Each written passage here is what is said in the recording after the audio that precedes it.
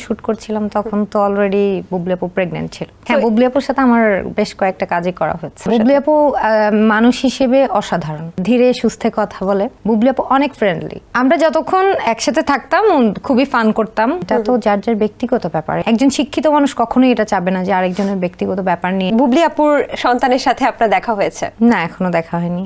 আপনি কিন্তু বিকল্পধারা চলচ্চিত্রতেও অভিনয় করেছেন, আমি যতটুকু জানি ক্যাসিনো, সেখানে বুবলি এবং নীরব ছিলেন, এবং সেই সাথে সাথে হচ্ছে লিডার আমি বাংলাদেশ, শাকিব খান এবং বুবলির।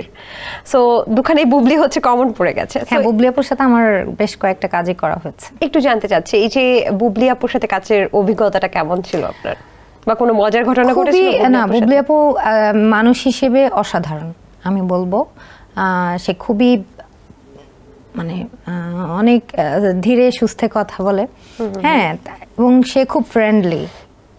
বুবলি আপু অনেক ফ্রেন্ডলি আর খুব সোভার।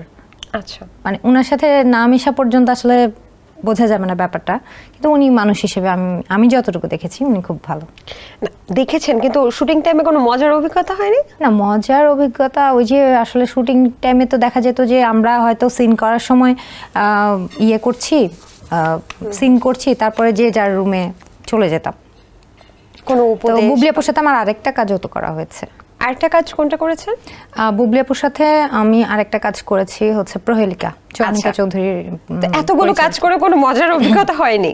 আমরা যতক্ষণ একসাথে থাকতাম খুবই ফান করতাম। ওই আপুও অনেক ফান করতো, আমিও অনেক ফান করতাম, এই টাইপের। কিন্তু এগুলো আসলে শেয়ার করার মতো কিছু না।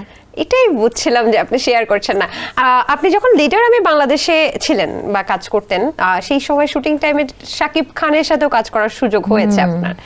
সো ওই সময়টা একটু ভিন্নধর্মী প্রশ্ন। ওই সময়টা আমরা জানতাম না যে শাকিব খান এবং বুবলি ম্যারিড এবং তাদের একটা সন্তান আছে। ওই সময়টা কিন্তু শুটিং টাইম আমরা জানতাম না, দর্শকরা। তো সেই সময় আপনারা যখন কাজ করতেন আপনারা কি জানতেন? আমি তো সেই ক্যাসিনো থেকেই জানি।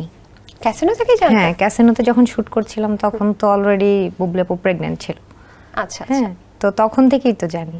এখানে নতুন করে জানার তো আসলে কিছু নাই। আচ্ছা, তার মানে মিডিয়া আর্টিস্টরা সবাই জানতো? হ্যাঁ, মোটামুটি সবাই জানতো। আর এটা হচ্ছে আসলে মানে কাজের বাইরে না, এটা তো যার যার ব্যক্তিগত ব্যাপার। এগুলো নিয়ে তো আসলে যাদের মানে একজন শিক্ষিত মানুষ কখনোই এটা চাবে না যে আরেকজনের ব্যক্তিগত ব্যাপার নিয়ে আসলে, সে তো আমার কলিগ, সেটা তাই না?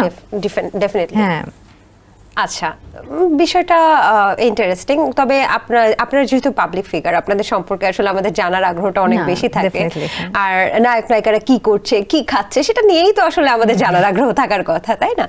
আচ্ছা, তো বুবলি আপুর সন্তানের সাথে আপনার দেখা হয়েছে? না, এখনো দেখা হয়নি, কারণ আপুর বাচ্চা অনেক ছোট, তখনই আমাদের কাজ করা হয়েছে। এরপর আর আমি তো মানে ফিল্মের কাজ বন্ধ করে দিয়েছি। এবারে বেশ কিছু আমার কাজের অফার এসেছে, কিন্তু আমি না করে দিয়েছি। আমি মানে চাচ্ছি যে এখন ছোট পর্দাতেই থাকবো আর টিভিসি করব। সেনসেশন ক্লাসিক স্ট্রবেরি ও কফি ভ্যারিয়েন্টে